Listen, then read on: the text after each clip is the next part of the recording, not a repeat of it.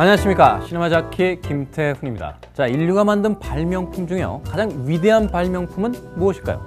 아마도 휴대전화가 아닐까요?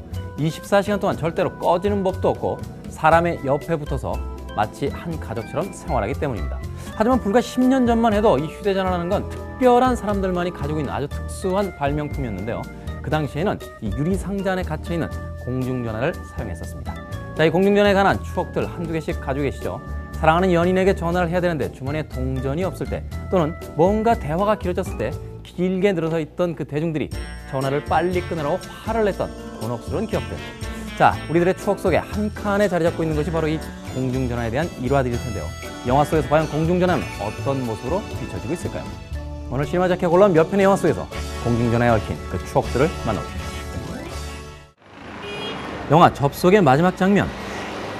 예전에 서로의 얼굴을 모르는 남녀는 과연 어떻게 만났을까요? 전화를 이용해서 오늘 오후 5시 모모 극장 앞에서 만납시다. 아마도 이러는 게 다였을 겁니다. 갑자기 큰 사고가 나거나 집안에 급한 일이 생겨서 못 나가면 그냥 끝이 나는 거죠. 요즘이야 휴대폰으로 전화해서 다시 약속을 잡으면 되지만 그 시절엔 공중전화로 남기는 음성 메시지가 최후의 보루였습니다. 그마저도 안 되면 하염없이 기다리거나 이를 부득부득 갈면서 처량한 발걸음을 옮겨야만 했었죠. 내가 바람을 맞다니 뭐 이런 멍멍이 같은 경우가 있나? 아니야, 차가 막혀서 늦는 건지도 몰라. 좀만 더 기다려볼까? 혹시 사고가 난 건 아닐까?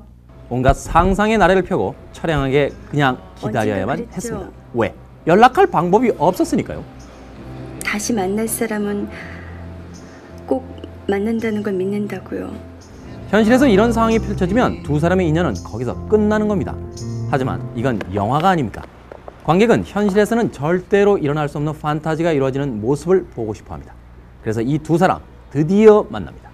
수백만 분의 1의 희박한 확률을 뚫고 만났으니 하늘이 점지해준 인연인 셈이죠. 분노와 절망감에 치를 떨던 전도연의 입가에 드디어 피어난 저 아름다운 미소. 저건 우리는 운명이구나. 드디어 운명의 그 남자를 찾았구나. 뭐 이런 안도감이 만들어낸 미소인 셈입니다. 발신자의 번호가 휴대폰 액정을 아로새기고 위치 추적과 친구 찾기가 난무하는 요즘이라면 과연 누가 이런 우연한 만남을 운명으로 받아들일 수 있겠습니까? 혹시 이 남자 스토커 아니야? 혹시 내 휴대폰을 복제한 건 아닐까? 뭐 이런 쓸데없는 생각이 먼저 떠오르기 마련이니까요. 하지만 이런 우연을 운명으로 받아들이던 그 시절에는 사랑의 불꽃이 타올랐습니다. 어디서? 역시 공중전화 부스에서. 왕가희 감독의 열혈 남아, 여기 서로를 간절히 원하는 커플이 있습니다. 꼬여버린 인생 때문에 마음 놓고 사랑도 할 수 없는 이 불쌍한 연인들. 그래서 이들은 공중전화 부스로 향합니다. 왜 하필 공중전화 부스냐고요? 집은 너무 멀고 호텔 갈 돈은 없고 어디나 있으면서도 은폐엄폐가 용이한 바로 그곳, 공중전화 부스입니다. 뜨거운 사랑을 확인하고 싶은 연인들의 안식처였던 공중전화 부스. 그 옛날 전구가 깨진 공중전화 부스가 있었죠. 그게 다 이런 이유 때문입니다. 길거리에서 공중전화를 찾기가 힘들어진 요즘에는 절대로 볼 수 없는 그 시절의 낭만적인 풍경입니다. 자, 공중전화 하면 절대로 빼놓을 수 없는 영화 영본색 2. 우리의 장국영 드디어 총에 맞았습니다. 주인벌과 함께 병원으로 가고 있죠. 그런데 이때 장국영의 아내는 출산을 하고 있었습니다. 병원을 가다 말고 공중전화로 향한 두 사람. 전화를 갑니다. 그리고 묻습니다. 아들이야? 딸이야? 목숨이 경각에 달린 마당에 그거 알아서 뭐 하겠다고. 어쨌든 딸이랍니다. 자신의 눈을 쏙 빼닮은 딸. 그리고는 아이랑 대화를 하고 싶다고 보챕니다. 이미 죽음을 예감했던 것일까요? 한시라도 빨리 병원에 가야 하는 급박한 상황에서 자신의 종족 번식의 역사적 사명을 무사히 완수했든지 확인하고 있는 것이죠. 그리고 마지막에는 딸아이의 이름 송호연을 외치고 쓰러집니다. 그리고 흘러나오는 그 유명한 주제곡.